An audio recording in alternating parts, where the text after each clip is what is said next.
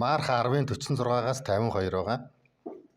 Тэд Ерехөд ирэхэд Есүс шавь нартайгаа болоод өвөө олонтой Ерехөгөөс гарч явтал Тимэхүү Бартимай гэгч сохор гуйлагчин замын хажуу сууж байв.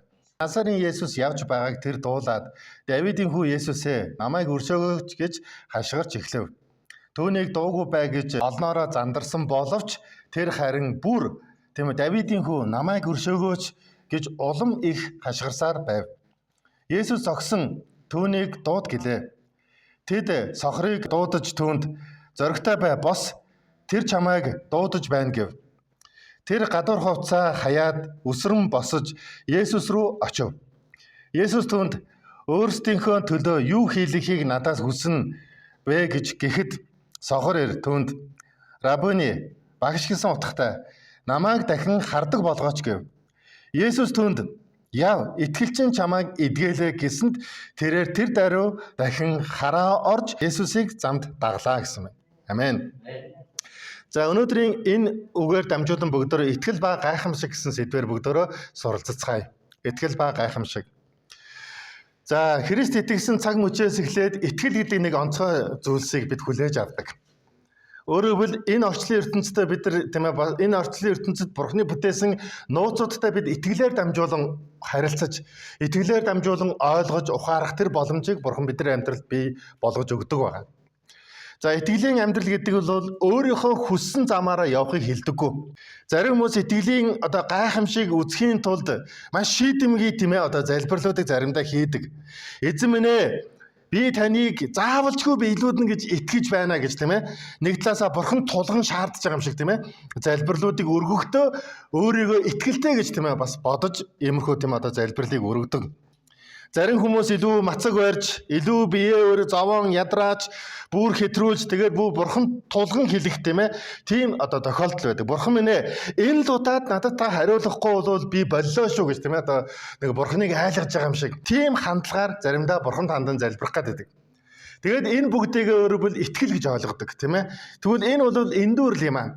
Итгэл гэдэг бол өөрөөр нэг талаасаа бид Бурханыг таньж мэддэг тэр гайхамшигтай боломж нь итгэлээр дамжуулан олгогддог хэдий ч нөгөө талаасаа итгэлийг бид өөрийнхөөрөө бид байна гэсэн зүйл биш. Итгэл нь өөрөөр Бурханы бидэнд илчилж байгааг бид өнөөдөр Бурханаас авсан энэ бэлгээр бид өнөөдөр тодорхой зүйлийг ойлгож хүлээж авахд итгэл минь зориулагддаг болохоос биш миний хүслийг хэрэгжүүлэхийн төлөө надад үйлчлдэг Бурханыг өөрийнхөө амьдралд бий болгохын төлөө итгэлийг ашиглах юм бол энэ буруу юм аа. Бурхан хизээж надад үйлчлдэг миний хүслийг биелүүлэхийн төлөө надад ажилдаг миний хувийн Бурхан биш. Яагаад гэвэл тэр бүгдийн эзэн бүгдийн Бурхан байгаа. Тийм учраас бид нар итгэлийг илүү Бурхан төв рүү, Бурхан төвдөө бас энэ итгэлээр дамжуулан Бурханы нууцлагдсан тэр агуу үннүүдийг ойлгож ухаарах тэр зорилготойгоор итгэл өнөөдөр бидэнд өгөгдсөн байдаг байхгүй юу? Өнөөдөр уул усыг бид нар харъя, байгаль дэлхийг харъя. Өдөр бүр авж байгаа хүчил төрөгч агаар энэ бүгдийг ойлгоо харъя. Энэ бүх зүйл хаанаас ирдэг вэ? Хаанаас ирдгийг, хаанаас эхлэлтэйг итгэл байгаа цагт бид ойлгож ухаарж мэдэж эхэлдэг гэсэн байна. Итгэл байгаа учраас орчлын ертөнцид оршин байгаа агуу Бурханыг бид нар өнөөдөр энэ өргөөн цугларахтаа хөндлөн дээдэж алдаршуулж чаддаг. Хэрвээ энд итгэл байхгүйсэн бол бид нар үнийг хийх боломжгүй. Итгэл байхгүйсэн бол бид нар зүгээр л мохор сүсгээр сүсэглээд ч юм уу мохор сүсгээр бид нар ямар нэгэн зүйлийг зан үйлээр бид нар түүнтэй харилцах байсан баг. Харин итгэл минь өөрөө бидрийг шууд үгээ хэлэх, шууд түүнийг магтах, шууд түүнд залбирлаа хэлэх, шууд түүнийг бас үнэхээр итгэл дотроо олж харах тэр гайхамшигтай боломжуудыг итгэл өөрөө бидний амьдралд маань бий болгож өгж яадаг байна. Тийм учраас өнөөдөр бүгдөө бид мэдээж амьдралдаа гайхамшиг хүсдэг, харахыг хүсдэг. Өнөөдөр энэ Бартимай гэдэг сохор хүний амьдралд гайхамшиг бий болсон байна. Мөн тэр түүний хажууд байсан олон хүмүүс энэ гайхамшиг нүдээр олж харсан байна. Бид ч гэсэн өнөөдөр амьдралдаа гайхамшигтыг харахыг хүсдэг. Гайхамшиг бидний амьдралд бий болоосоо ч хүсдэг. Өвчтөе хүн эдгэрээс гэрт мөн байгаа хин нэгэн өвчтөе хүний өвчнөн үнэхээр бүр мөсөн үгүй болоосоо бид хүсдэг. Тэгэхдээ энэ нь бидний өөрсдийн хандлагаар биш байхгүй. Бид өөрсдийн хандлагаар Бид хүссэн учраас, бид хүсээд байгаа учраас, хүсээд өөрийгөө зовоогоод байгаа учраас, хүсээд өөрийгөө тийм үнэхээр одоо Бурхныг бараг тийм шантаачлах гэх тийм бид өнөөдөр ажиллаад байгаа учраас Бурхан ажилдаг биш. Энэ нь өөрөөр хэл Бурханаас эхлэлтэй бөгөөд харин итгэл минь бидэрт яадаг даруй үйлдэлийг бий болгож өгдөг. Бид Бурханы өмнө даруй тэр итгэл тэр одоо тийм сэтгэлээр түүний өмнө бид нар очих нь чухал юм аа. Тэгэхээр яадаг бид нар зөвхөн өөрийнхөө хүсэл сонирхлыг л эрэлхийлж итгэлийг ашиглах гэж оролж байгаа бол энэ бол жинхэнэ итгэл биш ээ. Харин итгэлний бол итгэл нь өөрөөр хэл Бурханыг алдаршуулахын төлөө бидэнд өгөгдсөн онцгой бэлэг багхгүй. Ийм онцгой бэлэг өнөөдөр танд өгөгдсөн байна. Та бидэнд өгөгдсөн байна. Энэ итгэлээр бид нар яадаг Бурханыг олж харж чаддаг. Бурханыг бас таньж мэдэх бүрэн одоо боломжтой юм аа. Тийм учраас өнөөдөр бид нар зүрх сэтгэл рүүгээ өнгөцгöö. Зүрх сэтгэлдээ бид нар энэ итгэлийг хүлээн зөвшөөрч агуу Бурханаа зүрх сэтгэлдээ бүгдээр дээдлэн алдаршуулцгаая. Зүрх сэтгэлдээ Бурхан минь ээ та л бүхнийг чаддаг гэсэн энэ итгэлийн тунхагийг өөрсдөө амьдралаас гаргацгаая. Эзэн минь ээ зөвхөн танд л алдар магтаал хүндлэл нь байх зохистой гэсэн тунхаглалыг амнаасаа гаргацгаая.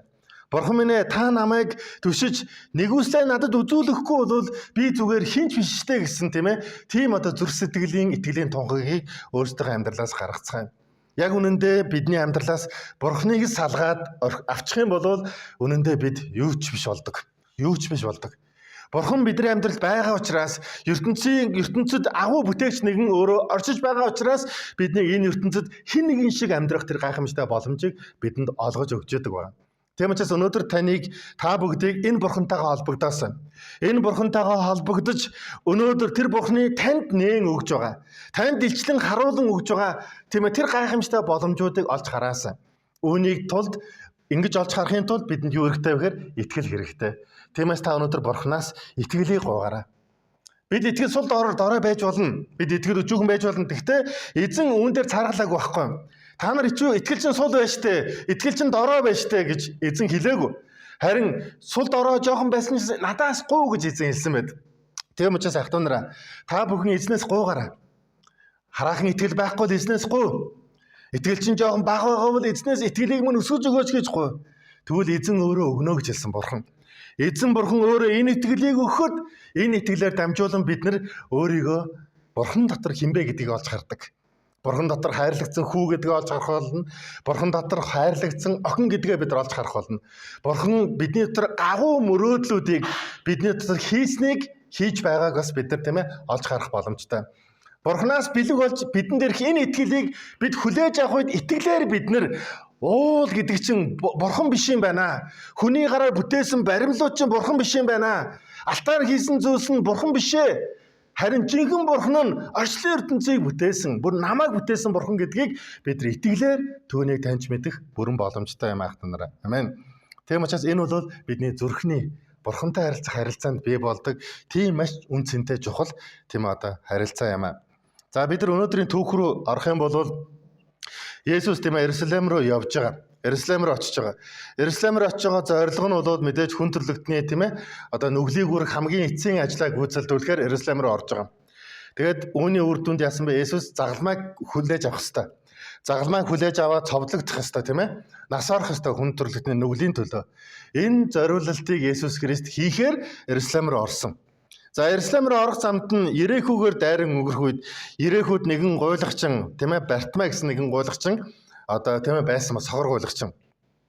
За Бартимай болохоор тийм ээ Ерехүүд амьдардаг, Ерехүүд байрладаг байсан. Ерехүү бол ерөнхийдөө тухайн үеийн хамгийн баячууд амьдардаг байсан дүүрэг хот гинэ. Хот байсан гинэ. Хамгийн их баячууд амьдардаг байсан. Тэгээд өөрөөр хэл баячууд ихтэй хөрөнгө мөнгөтэй хүмүүс ихтэй байдаг учраас энэ тэндээс бас тийм ээ ядуу гуйлагчин хүмүүс илүү цуглар тэр зам дагуу олон хөлийн зам дагуу илүү ядуу хүмүүс их цуглардаг байсан гинэ. Тэгээ яадаг тэд нар мэдээж хөдөлмөрлөх боломжгүй сохор учраас тийм ээ тэд нар хийж чадах зүйл нь гуйлгал гойдог байсан. Тэгээ гуйлга гуйхаар тэр хотод очисон хүмүүс гуйлга гуйж тэр гуйлгаараа амжиргаагаа тийм ээ ингээ одоо авч явдаг. Тийм одоо хүмүүс байсан байгаа. За тэгвэл энэ дунд Бартимай гэсэн нэгэн хүн байсан тийм үү. За Бартимай бол тийм ээ мэдээж тэр Есүсийн тухай сонсч байсан баг.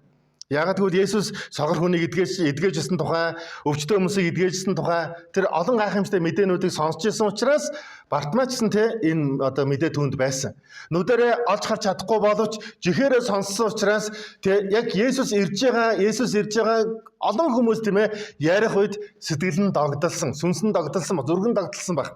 Тэгээд Есүстэй уулзъя гэж шийдсэн нэгэн энэ хүний түүх гарч байгаа. Тэг өөрөөр бил тэр Есүсийг дуудсан байдаг Давидын хүү Есүсээ надад туслаач гэд. Тэгээд харин бид нар эсрэгээр нь харах юм бол хүмүүс дургуутсан байдаг. Яагаад ингэж орилоод байгаа юм бэ? Яагаад тав тухгүй болгоод байна гэж ярьсан байдаг. Харин тэр хүн үргэлжлүүлээд Есүсээс гуйсан. Өнөөдөр бүгдөө энэ хэсгээс итгэл ба гайхамшиг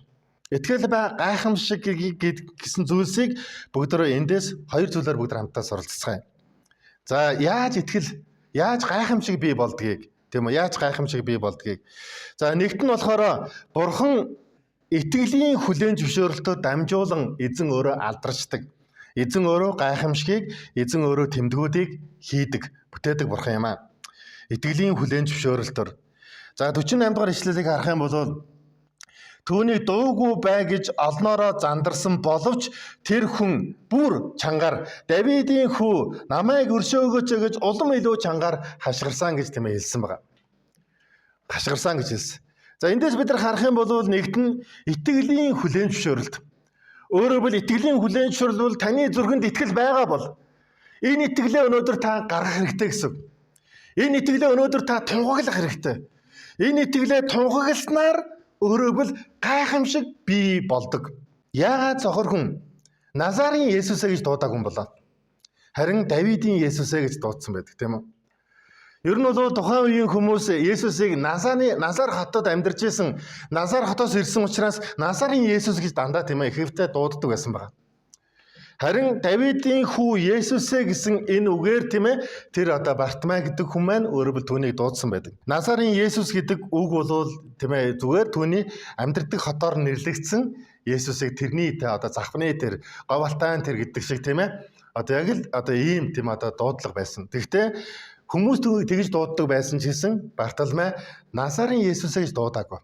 Харин Бартимай Давидын хүү Есүсээ намайг өршөөгөөч гэж түүнээс дуудсан байдаг.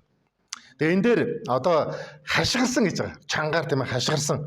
Хашгирсан гэсэн энэ үг болохоор грекийн хэлэн дээр болохоор крайзен гэсэн үг. Крайзен гэсэн энэ үгээр хашгирсан гэдэг үгийг ашиглаж бичсэн байгаа. За хашгирсан гэсэн энэ үг, крайзен гэсэн энэ үг болохоор ордуу тавих гэж байна. Өвдснөөсөө болоод ордуу тавьдаг тийм үү? За бүр илүү тэсэлгүйгээр задарж байгаа тийм бархиран, тийм хашгиран гэсэн тийм утгатай үгийг өөрөөр хэл энэ үгийг яг энэ Есүсээр хандаж Есүсийг туслаач гэж хашгирсан Бартимай хэлсэн үгэн дээр ашигласан байгаа. Өөрөөр хэл Бартимайгийн хувьд яасан бэ? Үнэхээр тэр хашгирсан. Үнэхээр хүнд байсан. Үнэхээр хүнд байсан учраас тэр ордуу тавьж тэрнээс чөлөөлөгдөхийн тулд өөрт нь байгаа өвчин, зовлон, завираас ангижрахын тулд Есүсийг дуудсан. Дуудахдаа бүр хашгирсан байгаа Бартимайд үнэхээр тэр бол нүдгүй, тэр бол сохор. Түүнд мөнгө, нэр хүнд байхгүй. Тэр Есүсийг нүдгүй учраас Есүсийг хизээс харж байгаагүй. Тэгвэл тэр уулзахыг хүссэн. Уулзахыг тэр маш их хүсэж байсан. Тийм учраас тэр яасан бэ? Зөвхөн сонсолж чадна.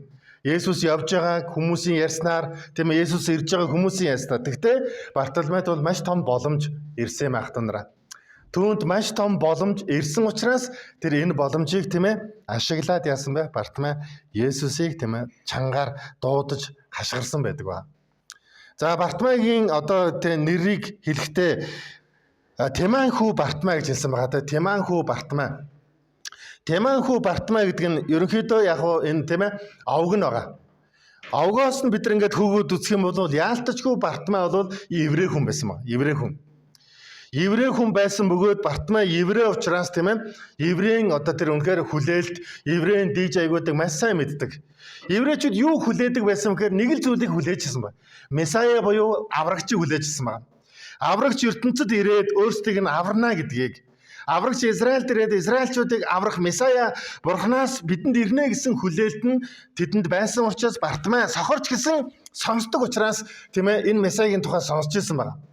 Тийм учраас түүний дотор байсан итгэл нь юу байсан гэхээр хүмүүс олж хараагүй боловч хүмүүс хараахан энэ бол Месая муу юм байна. Энэ бол Давидын хүү муу юм байна гэж олж хараагүй байсан ч гэсэн сохор хүн аль хэзээний зүрхэндээ түүнийг олоод харсан байсан гэсэн. Аль хэзээний зүрхэндээ энэ мэдээг сонсоод тэр яалтчгүй Давидын хүү Месая гэж. Яагаад Давидын хүү гэж хэлсмээр хуучин гэрээний олон иш үзүүлэгдэр Месая хаанаас төрөх вэ? Месая Давидын удмаас төрнө гэсэн иш үзүүлэг байдаг. Месая Давидын удмаас төрөх нэгэн учраас гэсэн иш үзүүлгүүд байдаг учраас юу би болсон бэ гэхээр өөрөөр хэл тэр ингэж л ойлгосон байна. Энэ Давидын хүү гэдэг чинь энэ бол Месая. Надад Месая хэрэгтэй. Месая намайг эдгэх болно. Месая намайг чөлөөлөх болно. Месая надад амар амгалан өгөх болно. Месая миний өнөөдрийн амьдралын маань хүнд асуудлыг Месая ирж надад шийдэх болно гэсэн тэр итгэл үнэмшил байсан учраас Давидын хүү гэж тэр орилсон байна. Месая гэж юм бэ? Месая гэдэг үг бол аврагч. Аврагч гэсэн утгатай. Аврагч хэрэгтэй. Надад аврагч хэрэгтэй учраас аврагч намайг чөлөөлнө. Надад аврагч хэрэгтэй учраас аврагч миний сохорнуудыг нээх болоо гэсэн итгэл Бартимайд байсан байна. Амен. Тийм учраас яадаг вэ? Энэ бол Бартимайгаас гарсан итгэлийн тунхаглал байхгүй. Өнөөдөр бүгд өөрлөгөө өнгөцгөөд танд аврагч хэрэгтэй юу? Таны амьдралд аврал хэрэгтэй юу? Бид өнөөдөр авралыг хаанаас хайх вэ? Бидний хайж байгаа аврагч минь яг хэн бэ? Бид өнөөдөр бодох хэрэгтэй. Миний хайж байгаа аврагч надтай адилхан нэг юм уу? Миний хайж байгаа аврагч надтай адилхан нэгний бүтээгэд би болгочдөг зүйл нь тэр миний аврагч байж чадах уу? Харин миний аврагч нь намайг өөрөө бүтээсэн. Миний нүдэнд харагдаж байгаа байгаль дэлхийн орчлон ертөнцийг бүтээсэн тэр нэгэн харин жинхэнэ миний аврагч юу? Би жинхэнэ аврагчийг хайж тэр аврагч руу бид нар дууга орилон бархиран хашгирах хэрэгтэй. Тийм учраас итгэлийн хүлээн зөвшөөрөлт гэдэг нь яах вэ? Би зүгээр итгэж байгаа ч юм шиг байна. Итгэнэ гэж тийм ээ ярих биш бүр одоо тэг крайзен гэж тийм ээ хашгирсан шиг ойр дуу тавьж хашгирсан шиг бид өнөөдөр итгэлийн ийм тунхаглалтай итгэлээ ингэж тунхаглаж гарах нь чухал юм а гэдгийг бид энэ хэсгээс тийм ээ хамтдаа бид нар сурж байна. Амен. За тийм учраас яадаг вэ? Тэр бол Назарын Есүс байгаагүй, харин тэр Давидын хүү Есүс байсан юм аа. Амен. Назарын Есүсийн тухай Библиэд ярихдаа Назарын Есүсийг ер нь Назар хотынхан бол их хүн чанар муутай хүмүүс байсан юм шиг байна. Тийм учраас Библиэр олон газар гардаг. Ялангуяа Иохан номын 1-р бүлгийн 46 дугаар эшлэлдэр Филиппийн тухай та нар мэдж байгаа те. Филипп ингээд тийм ээ одоо Андре найздаа Филипп найздаа Есүсийн тухай ярьдаг. Тэгээ Есүсийн тухай ярихдаа нөгөө Назарын Есүс гэж ярьсан чинь Филипп юу гэж хэлдэг вэ? Назараас олигтой юм гарахгүй. Юу Назарын Есүс? Тэгвэл Назарын Есүс бол тэр Месая биш ээ гэж тийм ээ үзчихсэн. Яг тэгвэл тухайн үед Назар хот тийм олигтой хот байгаагүй байна. Тийм ээ? Тийм сайн хот байгаагүй байна. Тийм учраас Назарын гэдэг үг бол тийм ээ зүгээр л тэр нэг өөрсдөө тийм хэлэгддэг тийм үг байсан. Тэгвэл сохор хүн бол Назарын Есүс гэж Есүсийг тийм ээ дуудаагүй. Харин тэр бол жинхэнэ миний Месая бай, миний хүлээжсэн, миний ард түмний хүлээжсэн Давидын хүү Есүс юм а гэсэн. Тэр итгэлээр түүнийг дуудахдаа тэр хүн үнэхээр өөрөө өрөөгдсөн байхгүй. Амен. Тэр үнэхээр өөрөө эвээгдсэн байна. Тийм учраас олон хүмүүс түүнийг хорьсон ч гэсэн, олон хүмүүс түүний дуугүй бай гэж тийм ээ ятгсан ч гэсэн өргөжлүүлээд хашгирах үед Есүс түүн рүү анхаарлаа чиглүүлээд түүнтэй уулзсан байдаг. Над дээр аваад ир гэж хэлсэн. Есүс дуудсан түүнийг. Аваад ир гэж хэлсэн Есүс дуудсан. Тэгээд Есүсийн өмнө амьдралдаа хийхийг хүссэн тэр сохор хүн хамгийн их чухал хүсэжсэн зүйлээ хийсэн. Энэ л чухал юм аа. Тэгээд Есүсийн өмнө ирсэн, Есүсийн өмнө очисон. Тэгээд Есүс түүнд юу хэлжсэн бэ? Өөрт чинь би юу хийх юм бэ? Өөрт чинь би яаж туслах вэ? Тэгээд үнэндээ тэр хүн яадаг вэ? Надад миний хүсэж байгаа зүйл бол миний нүдийг хараатай олгож өгөөч. Гэхдээ энэ сохор хүн хамгийн чухал зүйлийг гуйсан баг. Зарим хүмүүс яадаг вэ? Мөнгө л хэрэгтэй. Мөнгө л гуйч. Магадгүй өөр олон сохор хүмүүс гуйлга гуйдаг гэдэг ажилдаа төвлөрөөд яг тухайн үед Есүс би чамд юу өгөх вэ гэхэд ихэнх хүмүүс нь Бартимай шиг гуйхгүй байх байсан баха. Яг тэгвэл гуйлга гуйх нь чухал учраас, мөнгө олох нь чухал учраас надад нэг хэдэн зоос өгөөч. Надад хэдэн зоос тийм ээ миний гар дээр тавьж өгөөч гэж магадгүй гуйх байсан баг. Харин Бартимей хамгийн чухал гуйх сэдв олсон баг. Надад хамгийн хэрэгцээтэй зүйл нь чухал зүйл нь юу вэ гэхээр тэр хараа орох. Хараа орох юм бол тэр дахиж гуйлах хийхгүй. Хараа орох юм бол тэр дахиж гуйлахгүй амьдрах шаардлага түүнд байхгүй. Хараатай учраас тэр өөрөө явна. Хараатай учраас өөрөө ажил хийн. Хараатай учраас тэр маш олон зүйлийг хийх боломжтой. Тийм учраас амин чухал хэрэгцээг Есүсээс тэр гуйж чадсан байхгүй. Есүс биднээс би чамд юу хийх вэ? Би чамд яа туслах вэ? Би чамд юу хийж болох вэ? Биднээс асуух үед бид өнөөдөр түүнээс гуйх чухал хариулттай. Тийм ээ чухал асуулт, чухал гуйлттай байх нь чухал юм аах нар амин. Тийм учраас та чухал гуйлттай болоорой. Танд юу хамгийн чухал вэ? Юу хамгийн чухал зүйлийг та өнөөдөр түүнээс гуйх вэ? Тийм ээ энэ нь чухал шүү. 50 дахь эшлэгийг харах юм бол тэр гадуур хувцаа хаяад өсрөн босож Есүс рүү очиваа гэж хэлсэн байна. Бартимей өдөр хувцаа хүртэл авахгүйгээр тийм үү? Хувцаа хүртэл авахгүйгээр тэр олны дундаас босоод хувцаа хаяад тэр Есүс рүү очиод тэр Есүсийн өмнө ирсэн байдаг. Бартимей гуйлагчин хүн. Мэдээж тэр хувцгүй болох юм бол гуйсан мөнгөөрөө дахиад хувц олж авах хэрэгтэй болно. Тэгтээ тэр бас хоолунд идэх хэрэгтэй. Тийм ээ? Тийм учраас хувц гэдэг бол өөрөөс нь салахгүй зүйл. Яг л хувцгүй хүмүүс тэр нүцгэн байхд хэцүү. Тэгтээ Есүс дуудах үед энэ хувцсыг хүртэл орхиод Есүс рүү очиод тийм ээ Есүстэй уулзсан байна. Тэгэхээр яг бүхий л саад бэрхшээлүүдийг орхиод гадуур хувцаа хүртэл шууд хаяад Есүстэй уулзсандаа тэр эдгэрлийг авч тэр өөрчлөгдсөн байна. Бид эндээс харах юм бол тэр Есүстэй уулзаад эдгэрчих юм бол гуйдаг амьдрал төгснөө гэсэн итгэл түнд байсан. Есүстэй уулзаад эдгэрчих юм бол гуйдаг миний амьдрал эндээс цаашаага байхгүй төгсөх болно. Өөрөөр хэлбэл Есүстэй уулзах үед л миний амьдрал шинээр эхлэх болно гэсэн итгэл түүнд байсан байна. Ах トゥ нараа та бүхэн Есүстэй уулзаарай. Есүстэй уулзах үед амьдрал минь шинчлэгдэнэ гэсэн итгэлтэй байгаарай. Амен. Есүстэй уулзах үед миний найдварыг сэргээж өгөх болно. Миний амьдралыг үнэхээр босгож өгөх болно гэсэн гайхамшигтай итгэл найдвар та бүхний амьдралд байх болтугай. Амен. Бид өнөөдөр Бурханд итгэх. Эзэн намайг өөрчилнө гэсэн. Би эзэнтэй амьдрах үед миний өнгөрсөн зүйл надад хэрэггүй. Харин одоо эзэн надад шинийг хийх учраас орхиход ч хамаагүй гэсэн Бартимейн итгэлээр та өнөөдөр өөрийгөө хөгжүүлээрэй. Амен. Бартимейд хувц хэрэгтэй боловч одоо энэ хувц надад хэрэггүй. Гуйлагчин байхад миний өмсчихсэн хувц надад хэрэггүй. Энийг би тэрнтэй цуг орхиод яг л одоо би шинээр амьдрнаа. Есүсээр очих үед Есүс намайг эдгэнэ. Есүс намайг чөлөөлнө гэсэн итгэл байсан учраас хуучинтайгаа зуралдсан амьдралыг бүрэн орхисон юм аа. Амен. Хуучинтай зуралдаж байсан хувцаа хүртэл орхисон байна. Хувцаа хүртэл орхисон.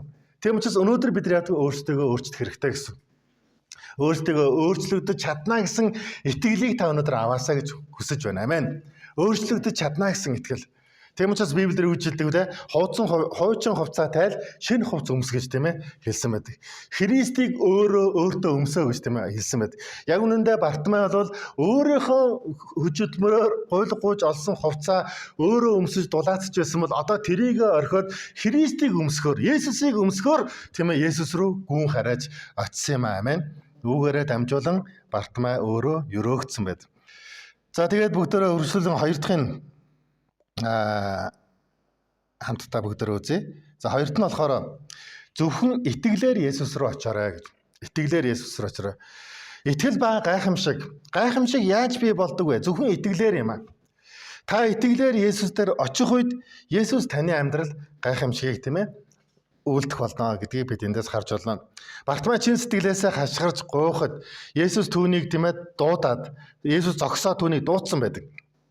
Тэгээ өөр дөр авчирсан байна. Тэгээ өөрийнхөө төлөө юу хийлэхийг хүсэж байгааг түүнээс тийм ээ асуусан байдаг. Тийм учраас Бартимей түүнийг дуудсан шиг өнөөдөр тийм ээ бид итгэлээр түүний өмнө очих ёстой. Та өнөөдөр итгэлээр залбираад үзээрэй. Та итгэлээр хашгираад үзээрэй. Есүсээ та надад туслаач гэж хашгираад залбираад үзээрэй. Энэ үед эзэн зогсоод тийм ээ Бартимейг дуудсан шиг эзэн бидэнд гараа сунгахаар, эзэн бидний амьдралыг өөрчлөхөөр, эзэн бидний амьдралыг өрөөхөөр Бурхан тийм ээ өөрийнхөө гайхамшигтай ажлыг хийх болно. Амен. Тэгээд өөрөөр хэлбэл Бартимей эдгэрсэн юу байсан бэ гэхээр Есүс маш тодорхой хэлсэн байна. Есүс шидэд үг хэлсэн учраас Бартимей эдгэрсэн нь үгүй. Есүс тийм ээ маш олон удаагийн нэг аргаар хийжсэн гайхамшиг үйлжилсэн аргаараа Бартимейг энэ аргаа хэрэглээд эдгэсэн нь үгүй. Есүс сохор хүмүүсийн эдгэхдээ сонин аргаар эдгэжсэн байна. Тийм ээ? Библийн өөр олон төвхүүдээр байдаг. Шүлсээ газар таяад, шүлсээрээ шавар тийм ээ ингээд шавар зуураад, нүдэн дээр нь тавиад, тэгээд за цөөрөмд очиод нүдээ угаа гэд хэлжсэн байна. Энүүнийхэн дагуу яваад эдгэржсэн байна. Бүгэн сохор хүн Есүс төрөйгүйд нь 2 өдрөөр нулимжсэн байдаг. Тэгээд эдгэжсэн тохиолдол байна. Тэгвэл тийм аргуудыг ашиглаагүй. Харин юуг ашигласан бэ? Өөрөөс нь бараг ашигласан юм байхгүй. Есүсээс шидэд үг хэлээгүй. Шидэд үгээ хэлий одоо эдгэрээрэй гэж тийм хэлээгүй. Харин Бартимейд хэлсэн үг өгдөгөл яв итгэлчин чамайг эдгэлээ гэж. Өөрөөс нь шалтгаас. Өөрт нь итгэл байсан учраас Бартимейд итгэл байсан учраас Есүс Бартимейд итгэлчин харин чамайг өөрөө чинь эдгээсэн юм шиг гэсэн гайхамшигтай үгийг хэлсэн байдаг. Амен. Тэгэхээр яадаг вэ? Итгэл гайхамшигыг бий болгодог. Итгэл биднийг эдгээдэг, итгэл биднийг чөлөөлдөг байна. Өнөөдөр бүгдээр Бартимей шиг ийм итгэлээр эдгэрлүүдийг хүлээж авцгаая. Танд байгаа шарах, танд байгаа сэтгэлийн шарах, танд байгаа биеийн өвчин, биеийн шарах энэ бүх зүйл чинь өнөөдөр та Бартимей шиг Есүсийг дуудах юм бол, Бартимей шиг Есүс дээр очих юм бол Есүс бидэнд хэлэх үг итгэлчин чамайг эдгээсэн шүү гэсэн энэ гайхамшигтай үгээр бүгдөө өрөөгдцгөө. Амен. Халелуя. Тийм учраас юу гэж хэлсэн бэ Есүс те? Ерөөсөө тодорхой. Итгэлчин чамайг өөр юу ч болоогүй. Тийм ээ? Тэгэхээр маш гайхамшигтай. Тэгээ итгэлээр дамжуулан түүнийг эдгээсэн байд. Тэр өнөөдөр ч гэсэн амьд бөгөөд бидний амьдралыг удирдах, бидний амийн түлхүүрийг өөрийнхөө гар татгаж байгаа нэгэн гэдэг та итгэхээр амен. Таны амийн түлхүүрийг Есүс атгаж байгаа шүү. Таны амьдралын түлхүүрийг Есүс атгаж байгаа шүү. Таны амьдралын түлхүүрийг атгасан Есүс тантай хамт алхах үед таны амьдралын олон зам, олон хаалгануудыг чинь эзэн нээж онгойлгох болно. Амен. Тэр бол миний амьдралын зам, миний амьдралын хаалганы түлхүүр байсан юм. Амен. Тийм учраас олон үүд хаалгуудыг тэр бидний амьдралд нээж өгдөг. Өнөөдөр та түүнд итгэх энэ итгэлээр Есүсийг үнэхээр Есүс дээр ойртоорой. Есүс дээр очоорой. Та үнэхээр түүнд юу гэж итгэж байна вэ? Та томшиг олон гайхамшиг үйлддэг. Төгс хүчит бурхан мөн гэдэг та итгэж байна уу? Та мөн бас ийм итгэлээр та бурхан эзэнд хандаж Давидын хүү Есүс намайг өршөөгөөрэй гэсэн Бартимей хэлсэн энэ залбирал гуйлтаар та үнэхээр тунхаглан үүгээрээ дамжуулаад та өөрийнхөө амьдрал гайхамшигтай эдгэрлүүдийг, чөлөөлөлтүүдийг хүлээж аваарай. Тэгэд эзэн тэмээ хэлсэн чиний итгэлээр дамжуулж энэ бүхэн бий болсон гэж. Бартимей Есүсийг дуудахдаа Рабони гэж дуудсан байдаг. Багш гэж. Тэр Есүст маш хүндэтгэлтэй хандсан байна. Тэр Есүст анхудаа уулзсан. Тэгвэл Есүсийг багш гэж мэдсэн. Есүсийг багштай тэр хүндрэлтний багш, өөрийнх нь амьдралыг чиглүүлэгч багш гэж итгэсэн учраас Бартимей түүнийг дуудсан байдаг. Багшаа гэж дуудсан. Багш минь ээ гэд. Тэгээд Есүс түүнд юу гэж хэлсэн бэ? Би юу хийх вэ? Харин Бартимей би дахин хараатай болмоор байна. Тэгээ энэ бол чухал. Би альтрүйсэн те хараатай болмоор. Тийм учраас бид нар өнөөдөр тийм ээ харахын тулд, хараатай болохын тулд бид нар залбирах хэрэгтэй. Бид өнөөдөр тийм ээ бидний нүд минь харж байгаа ч гэсэн бидний сэтгэлийн минь нүд, зүрхний минь нүд хэр харддаг юм болоо. Өнөөдөр бүгдээрээ бодцгаая. Бүгдөө хараатай байна. Бид нар орчлон тэр чигээр нь харж байна. Тэгвэл бидний зүрх минь хэр хараатай юм бол? Бидний сүнс минь хэр хараатай юм бол? Бидний сүнс минь хэр тэр нууцлаг орон зайг харддаг юм бол? Сүнслэг ертөнцийг харддаг юм бол? Агуу бурхныг бид нар олж харж чадах вэ? Бидний сүнслэг тэр бодол санааны маань хараа хэр амьдралын тэр гүн рүү олж харж чаддаг юм бол? Өөрийнхөө амьдралын 10 км-ийг, өөрийнхөө амьдралын 100,000 км-ийн цаатахыг бид өнөөдөр тийм ээ хэр олж харж чадах вэ? Тийм учраас өнөөдөр бид нар бурхнаас гуйх зүйл нь юу вэ? Бартимей хараатай л болохыг хүсэж байна гэж залбирсан шиг, түүнд хүссэн шиг өнөөдөр бүгдөө энэ гайхамшиг өөрийнхөө амьдралд бий болгоцгоё. Бидний хүлээж авах гайхамшиг юу вэ? Эзэн минь ээ, би сүнсний хараатай болмоор. Амен. Эзэн минь ээ, би зүрхний хараатай болмоор.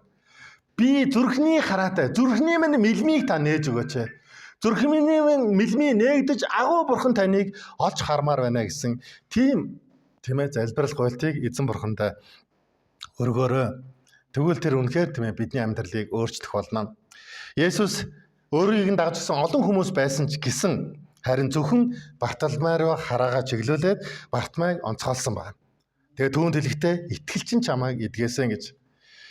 Яагаад Есүс тийм ээ өөрөө бол хэний ч анзаараагүй нэгэн гуйлагч нар руу харж тэгээ түүний итгэлийг онцолсон бэ гэвэл яагаад гэвэл Бартоломай үүнийг гаргаж чадсан байхгүй. Тухайн үед хуулийн багш нар байсан, олон эрдэмтэн мэрэгдүүд байсан. Тэд нар Бартоломайгийн олж харсныг олж харж чадаагүй. Тэд бүгдөө нүдтэй боловч тэдний бэлгийн нүд ажиллаагүй гэсэн үг. Тийм ээ тэдний дотор нүд тийм ээ Есүсийг олж харж чадаагүй. Харин Бартоломайгийн бодит нүдэнд хараагүй ч гэсэн түүний бэлгийн сэтгэлийн нүд нь, зүрхний нүд нь тэдний харж чадахгүй байсан зүйлсийг харж чадсан учраас Есүсээр шагшигдсан байхгүй юу? Амен. Өнөөдөр бүгдөө тийм ээ ийм нүдтэй болцгоё бүгдөө. Хүмүүсийн олж харж чаддаггүйг олж хардаг. Тийм ээ? Тийм гайхамшигтай сүнслэг тэр гайхамшигтай ёроол, ивэлийг өөрийнхөө амьдралд хүлээж аваарай. Хэрвээ бид өнөөдөр түүнээс гуугаад эзэн минь ээ би энийг л хүсэж байна. Би хараатай болмоор байна гэж гуйх үед магадгүй та шинээр ирсэн хараахан эзний сайн таньж мэдэхгүй үед ч гэсэн та түүнээс гуйх юм бол бурхан хэн бэ гэдгийг өөрийгөө илчлэх болно. Өөрийгөө харуулах болно. Тэгээ бүгдөө итгэлээрээ энэ гайхамшигыг хүлээж авцгаая. Тэгэхээр итгэлээрээ бүгдөө Есүс рүү ойртцгаая, очицгаая. Амен. Халелуя. Тэгээ өнөөдрийн үгээр та бүгдийг өрөөж байна. Эзэн та бүгдийг ивэх болтугай. Амен. За тэгээ бүгд хамтдаа босоод эзний өмнө ирээд хамтдаа залбирцгаая.